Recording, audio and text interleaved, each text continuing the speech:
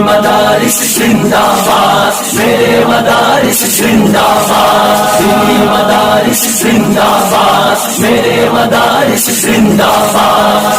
दिया है अमन का पैगाम ये दीनी मदारिस ने, दिया है अमन का पैगाम ये दीनी मदारिस ने, दिया है अमन का पैगाम ये दीनी मदारिस ने, दिया है अमन का पैगाम ये दीनी मदारिस ने।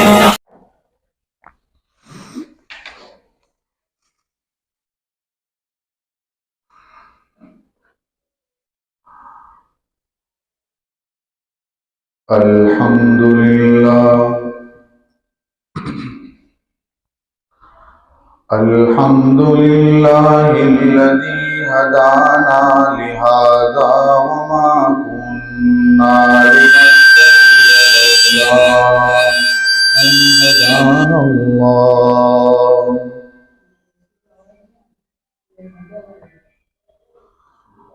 लक़द जाअत रुसुलु रब्बिना बिलहक़्क़ सलवातुल्लाहि व सलामुहु अला सय्यिदिना मुहम्मद व अला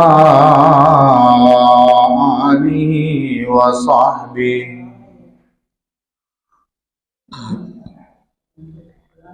वबारक वसल्लम तस्लीमा कसीरा कसीरा। अम्मा बाद अऊज़ु बिल्लाहि मिनश शैतानिर रजीम। बिस्मिल्लाहिर रहमानिर रहीम।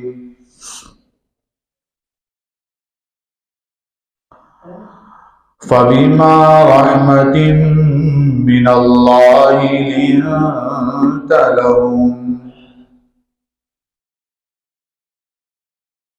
वलौ कुन्त फ़ज़्ज़न गलीज़ल क़ल्बि लंफ़ज़्ज़ू मिन हवलिक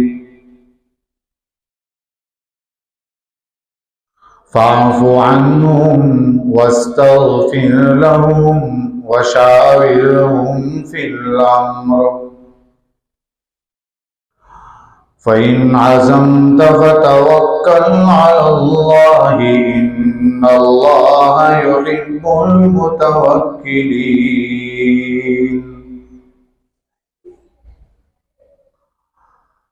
सदक़ल्लाहुल अज़ीम।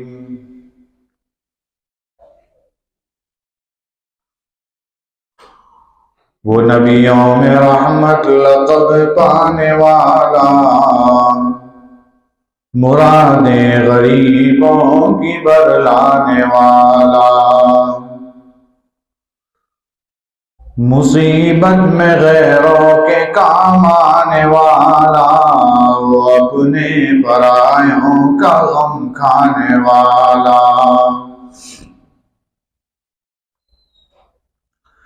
फ़कीरों का मलजा, ज़ईफ़ों का मावा, यतीमों का वाली, गरीबों का मौला।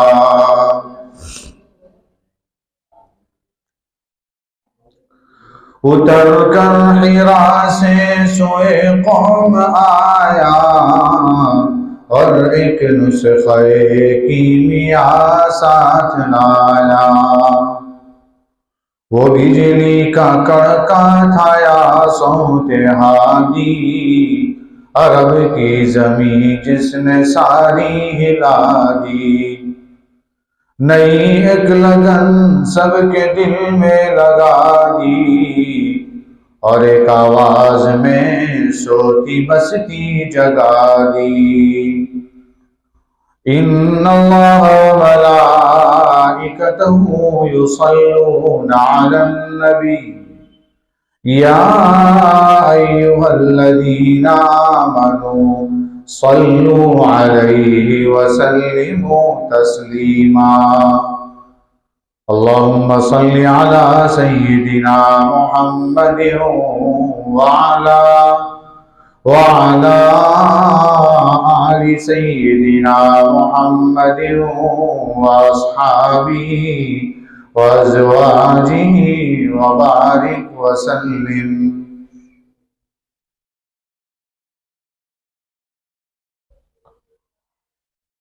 बुजुर्गों और भाइयों,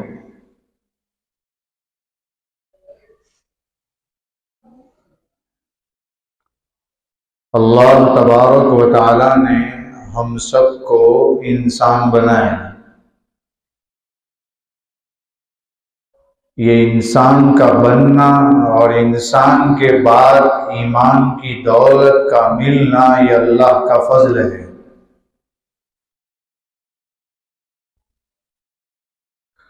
अल्लाह ताला के यहाँ दो निज़ाम चलते हैं। एक निज़ाम फजल का है और एक निज़ाम अदल का है।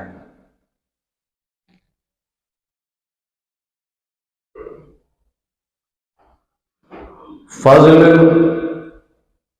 इसमें इंसान की मेहनत नहीं होती, बल्कि अल्लाह ताला उसे देते हैं।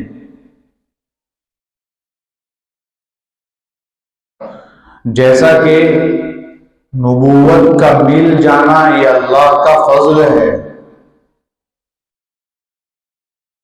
तो अल्लाह ताला जिसे चाहता है उसे नबूवत अता करता है। आखिरी नबी नबी करीम सल्लल्लाहु अलैहि वसल्लम आए, आपको नबूवत अता की गई। नबूवत के लिए मेहनत शर्त नहीं, नबूवत के लिए मालदार होना शर्त नहीं, बल्कि अल्लाह जिसे चाहे वो नबी बनता है। अगर मालदार होना ही बहुत बड़ी चीज होती तो आप समझ सकते हैं कि फिरौन बहुत मालदार था, लेकिन आप जानते हैं वो काफिर है।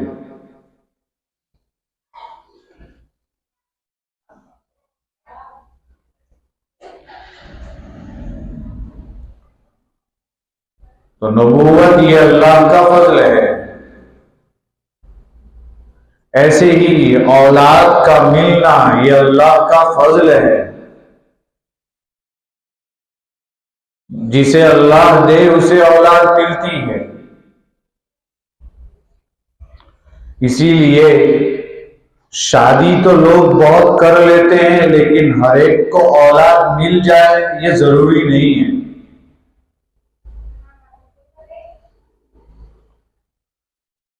फिर रोजी ये भी अल्लाह का फजल है।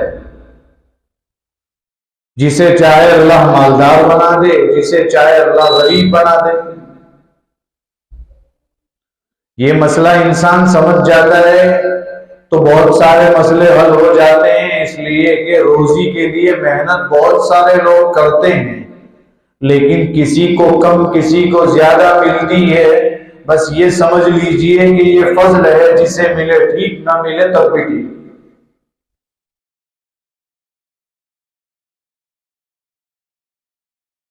कुरान करीम ने उसको इस्तेमाल किया है, एक लफ्ज इस्तेमाल किया है फजल का।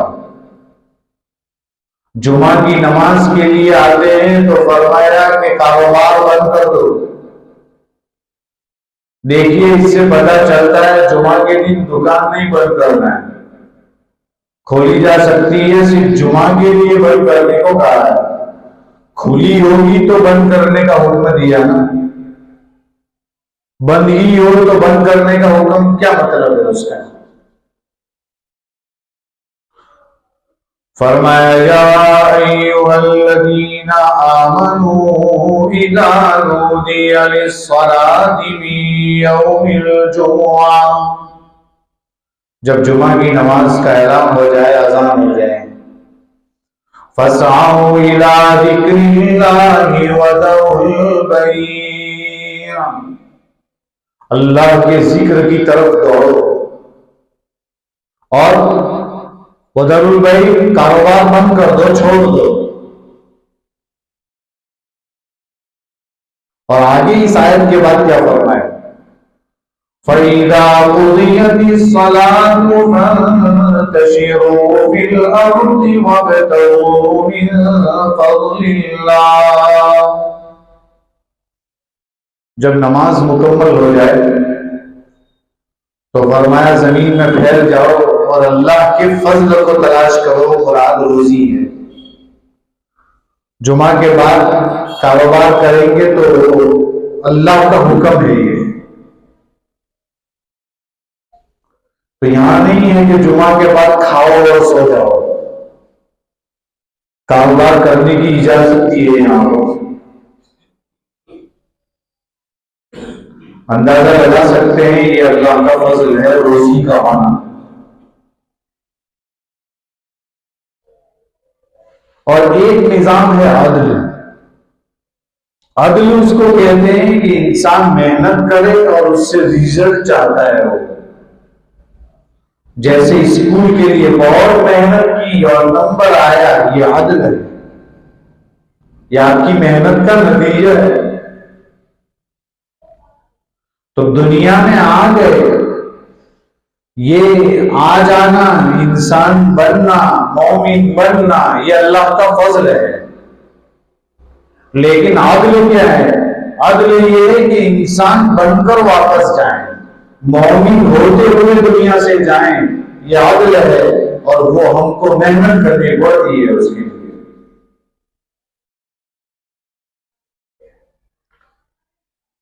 एक आयत करीमा आपके सामने पड़ी है।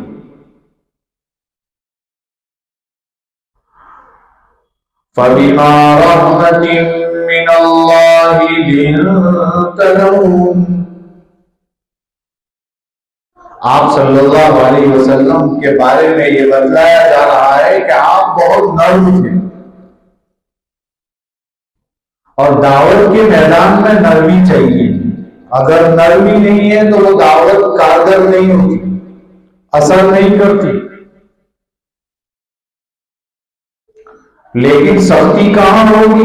फरमाया सख्ती अपनों में हो सकती है, गैरों में नहीं। आप दो वाकियों को आपके सामने पेश करूंगा। सरकार ने गैरों के साथ क्या किया, अपनों के साथ क्या किया। एक वाकया तो वो है कि मस्जिद नबवी शरीफ में कंकर थे। पहले जमाने में ऐसा कुछ था नहीं। ये तो अल्लाह का शुक्र अदा कीजिए कि ऐसी सफे हैं, ऐसे पंखे हैं, हम हर चीज की सहूलतें हमें मिलती है। लेकिन हम सब कुछ हो गया, लेकिन अब नमाजी नहीं मिलते हैं। पहले मस्जिदें कच्ची थी तो नमाजी पक्के थे, बहुत मशहूर बात है। कंकरों पर लोग नमाज पढ़ते थे और वो पक्के नमाजी होते थे। मौलाना इब्राहिम साहब देवला रहमतुल्लाह उनसे किसी वक्त सुना था कि सईद इब्न मुसय्यिब रहमतुल्लाह अलैहि के बारे में है कि 20 साल तक उन्होंने किसी मुसल्ली की पीठ नहीं देखी नमाज में। मतलब कभी सफे अव्वल छूटी नहीं। अंदाजा लगाइए, उस जमाने में कोई टाइम टेबल नहीं होता था कि भाई 5:25 पर ये नमाज होगी, फला मिनट पर ज़ोहर होगी, फला मिनट पर असर होगी। ऐसा कुछ टाइम नहीं था। उसके बावजूद उनकी समय अव्वल नहीं छूटती थी। टाइम टेबल है हमारे यहाँ, अजान हो रही है, लिखा हुआ है कि इतने बजे ज़ोहर होगी, इतने बजे असर होगी, इतने बजे ईशा होगी। तब भी हम नमाज नहीं पढ़ते और पढ़ते हैं तो बताते जाती है। सफे अव्वल की बात तो बहुत दूर है।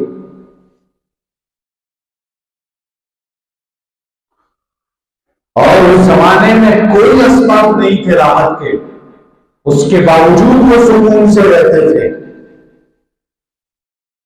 आप अंदाजा लगाइए, आज के जमाने में राहत के सब असबाब हैं लेकिन सुकून नहीं है। डल्लक गद्दे मिल जाते हैं, लेकिन आप देखिए डल्लक गद्दों पर सोने वालों का क्या हाल है।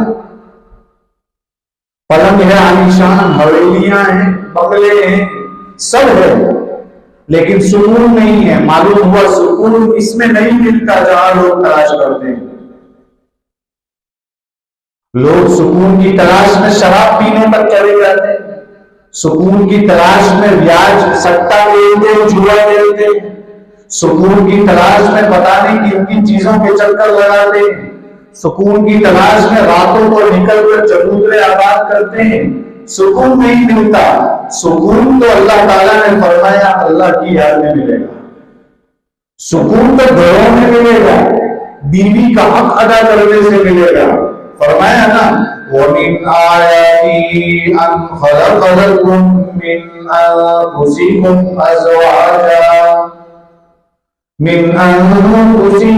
अज़वाजन लितस्कुनू इलैहा। फरमाया कि बीवी अगर मिल जाए ना तो ये 100 बीमारियों का इलाज है। सुकून नहीं है, लेकिन बीवी होने के बावजूद लोग घरों में सही तरीके से नहीं रहते तो कहां से सुकून मिलेगा।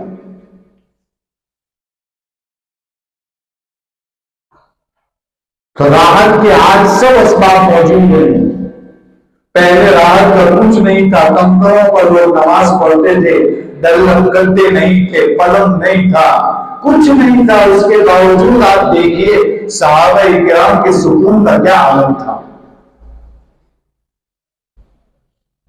आखिर डिफरेंस क्यों है, फर्क क्यों हो रहा है? राहत के असबाब नहीं है फिर भी सुकून, और यहां राहत के असबाब सब मौजूद हैं। बताने वाले ने बताया ना कि बाजार में दवाई मिल जाएगी, शिफा बाजार में बिकती नहीं है। शिफा तो जिसे अल्लाह चाहे उसे मिलती है। राहतें बाजार में बिकती नहीं है, नींद बिकती नहीं है। दवाइयां नींद की गोलियों की पीते हैं, लेकिन नींद आना यह अल्लाह की नेमत है, जिसे मिल जाए। लोग कितनी गोलियां खाते हैं, उसके बावजूद भी नींद नहीं आती, परेशान हैं। कुरान ने एक साफ ऐलान किया है कि सब कुछ नहीं मिल जाएगा, अल्लाह की याद करोगे तभी सब मिलेगा। फरमाया वमन आरज़ा अन ज़िक्री फ़इन्न लहू मईशतन ज़ंका व नहशुरुहु यौमल क़ियामति आमा। जो मेरे जिक्र से एराज करेगा, जो मुझे याद नहीं करेगा, हम उसकी रोजी कम कर देंगे। अब सीधी सी बात है, रोजी कम करेगा तो वो सुकून नहीं, सुकून कहां रहेगा उसको। और क़यामत के दिन हम उसको नाबीना उठाएंगे, नाबीना पैदा करेंगे, तो वो क़यामत के दिन अल्लाह के सामने सवाल करेगा। क्या सवाल करेगा? और रब्बी लिमा अशरतनी आमा वक़द कुन्तु बसीरा। ए मेरे रब, आपने मुझे नाबीना क्यों पैदा किया? दुनिया में तो मैं बहुत अच्छा देखता था। अल्लाह ताला फरमाएंगे कज़ालिका अतत्का आयातुना फनसीतहा व कज़ालिकल यौम तुनसा। तेरी मेरी निशानियां तेरे पास आई थी, मुअज्जिन ने दौर पर तवा उतारा था, आ जाओ नमाज की तरफ, आ जाओ कामयाबी की तरफ। कई बार पुकारा लेकिन तूने बिस्तर नहीं छोड़ा, मस्जिद में नहीं आया, झगड़े करता रहा, बीवी का हक अदा नहीं किया, गुनाहों में मुलव्वस रहा। कई लोगों ने समझाया, उसके बावजूद भी तू मस्जिद नहीं आया। फरमाया जब तूने मुझे दुनिया में बुला दिया तो आज तुझे भी बुला दिया जाए। अंदाजा लगा सकते हैं। तो उस जमाने में सुकून इसलिए था कि वो अल्लाह को हमेशा याद करते थे। मालूम हुआ असबाब से कुछ नहीं होता, असबाब इख्तियार जरूर करने हैं, नतीजा तो अल्लाह ही देता है। मेरे भाइयों, मैं किस्सा पेश कर रहा था, मस्जिद नबवी शरीफ में कंकर पर लोग नमाज पढ़ते थे। एक शख्स आया अंदर मस्जिद में और उसने आकर एक कोने में पेशाब करना शुरू किया। नबी करीम सल्लल्लाहु अलैहि वसल्लम तशरीफ फरमा है, सहाबा इकराम का मजमा है, उठे और दौड़ने लगे उसको पकड़ने के लिए कि कहीं यह मस्जिद नापाक हो जाएगी। आप सल्लल्लाहु अलैहि वसल्लम ने फरमाया, रुक जाओ, पेशाब कर लेने दो उसे। अखलाक देखिए, रुक कर लेने दो।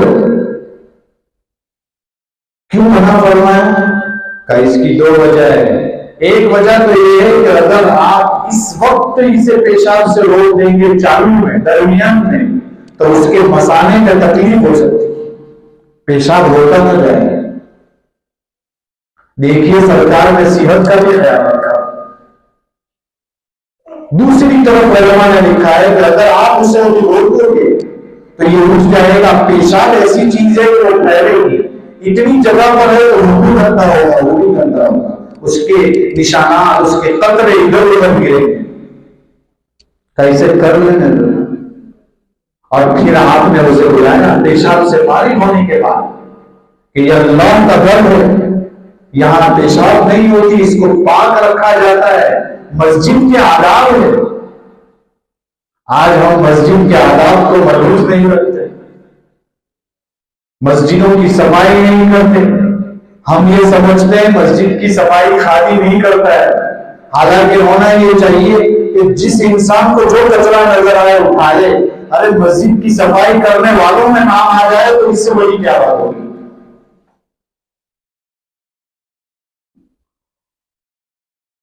देखिए, आप सल्लल्लाहु अलैहि वसल्लम ने सख्ती करने को मना किया। यहां पर वो शख्स सरकार के इस अखलाक को देखकर अपने कबीले में जाकर सरकार की तारीफ की, कई लोगों को लेकर आया और सब ईमान कबूल किया। यह है मेरे भाइयों अखलाक। दूसरा वाकया इमाम बुखारी रहमतुल्लाह अलैहि ने नकल किया है और बताया मस्जिद के आदाब क्या होते हैं। फरमाया कि आपने देखा कि मस्जिद में किबला रुख दीवार के ऊपर नाक की रेजिश या बलगम लगा हुआ है। आपने पत्थर लिया और पत्थर के जरिए से वो बलगम या रेजिश को तराश कर साफ किया और निकाल कर रखा और आपने गुस्से का इजहार फरमाया कि यह अल्लाह के घर में ऐसा न किया जाए। क्योंकि यह अपनों का मामला था इसलिए आप गुस्से हुए, वो गैरों का मामला था तो आपने अखलाक दिखाए। यह है दावत का उसूल। दावत में गैरों के साथ नरमी की जाती है तो अपनों के साथ सख्ती भी की जा सकती है। हमारा हाल कुछ दूसरा है, हम मस्जिद के आदाब को मजबूत नहीं करते। मस्जिद आते हैं नमाज पढ़ने के लिए, कितनी मर्तबा ऐसा होता है कि मस्जिद आते हैं, मगरिब के वक्त खेल कूद कर आते हैं और जब वुजू करते हैं तो हमारा पसीना पसीना हो गया होता है और वो उसी पसीने को मस्जिद के कोने से पूछते हैं और उसी से मस्जिद में आ जाते हैं और कभी अपना रुमाल बिक गया होता है उसको सुखाने के लिए भी सब में रखते हैं। ये अखलाक नहीं है, ये आदाब नहीं है। क्या पता आपके ये पसीने की बू इस शख्स में चली जाएगी, उसके बाद जो नमाज पढ़ने के लिए आएगा उसको सजदे में तकलीफ होगी, उसका गुनाह भी आप ही को होगा, किसी और को नहीं। तो मेरे भाइयों, मैंने बताया कि फजल और आदल, फजल यह है कि जिसमें कोई मेहनत नहीं, जिसे अल्लाह दे ये फजल है। और आदल का मतलब ये होता है कि इंसान अपनी मेहनत का सिला चाहता है। तो अल्लाह ताला ने हम सबको जब मोमिन बना दिया है और जब मोमिन बनाया है तो ईमान के साथ जाना यह आदल है और आदल के लिए मेहनत करनी पड़ती है। इसलिए आखिरी बात के अंदर अपनी बात खत्म कर दूं, मेरा वक्त पूरा हो गया है। हजरत खुबैब रज़ियल्लाहु ताला अन्हु बहुत मशहूर सहाबी हैं। जब उनको सूली पर चढ़ाया जा रहा था तो उनसे आखिरी ख्वाहिश पूछी जा रही थी। गौर कीजिए, आखिरी ख्वाहिश पूछेंगे तो इंसान कहेगा कि बोलो क्या करना है, तो हम वाइफ को याद करेंगे, शायद कि लाइफ उसी के साथ गुजरी है। यहाँ खुबैब रज़ियल्लाहु अन्हु को आखिरी ख्वाहिश पूछी जा रही है और उनके से बाहर सूली दी जा रही है। जवाब दिया, आखिरी ख्वाहिश मेरी ये है कि मैं 2 रकात नमाज पढ़ लूं। मालूम हुआ नमाज कोई मामूली चीज नहीं है, तभी तो आखिरी ख्वाहिश पर नमाज पढ़ने की तमन्ना कर रहे हैं। मुख्तसर 2 रकात पढ़ी है, बताना ये चाह रहे थे कि शहादत की मुझे तमन्ना है, शहादत की मुझे तमन्ना है। अगर आप लोग मुझे यूं ना कहते कि लंबी नमाज इसलिए पढ़ रहा है कि इसको मौत से डर लगता है, तो मैं इतनी लंबी नमाज पढ़ता कि आप देखते रह जाते। लेकिन नहीं, मैं मुख्तसर इसलिए कर रहा हूं कि ये तो मौत है, इसमें तो इंसान अपने महबूब यानी अल्लाह से मिलता है, इसलिए उसकी तमन्ना है। और मेरे महबूब को मेरा सलाम पहुंचा देना, आप सल्लल्लाहु अलैहि वसल्लम को। गौर कीजिए कितनी बड़ी बात है। उस वक्त ये भी पूछा गया था कि अगर आपकी जगह सरकार को नऊजुबिल्लाह सूरत दे दी जाए चलेगा? फरमाया क्या बात करते हो आप, सरकार को कांटा चुभ जाए और खुद जिंदा रहे उसकी कोई जरूरत नहीं। देखिए मेरे भाइयों, हम भी अल्लाह के रसूल से मोहब्बत करते हैं, हम भी दावा करते हैं, लेकिन हमारी 6 फुट की बॉडी पर सरकार की सुन्नतें नहीं आती। इसको इश्क नहीं कहते। मोहब्बत उसको कहते हैं कि सरकार का सिर्फ नाम न लें, सरकार की पूरी जिंदगी अपनी जिंदगी में उतारें, ये है मोहब्बत। इसी का नाम इश्क है। अगर इश्क इसका नाम है कि सिर्फ नाम लेते रहो और कुछ न करो, इसका नाम इश्क नहीं है। अपने अंदर सरकार की सुन्नतों को उतारिए, अपनी 6 फुट की बॉडी पर सरकार के तरीकों को अपनाइए, सरकार को आइडियल बनाइए, दुनिया के 0 हीरो को आइडियल न बनाइए। अल्लाह ताला इन बातों पर हमें अमल करने की तौफीक अता फरमाए, नमाज का पाबंद बनाए और हमें सही तौर पर जिंदगी गुजारने की तौफीक अता फरमाए। आमीन। अल्हम्दुलिल्लाह रब्बिल आलमीन।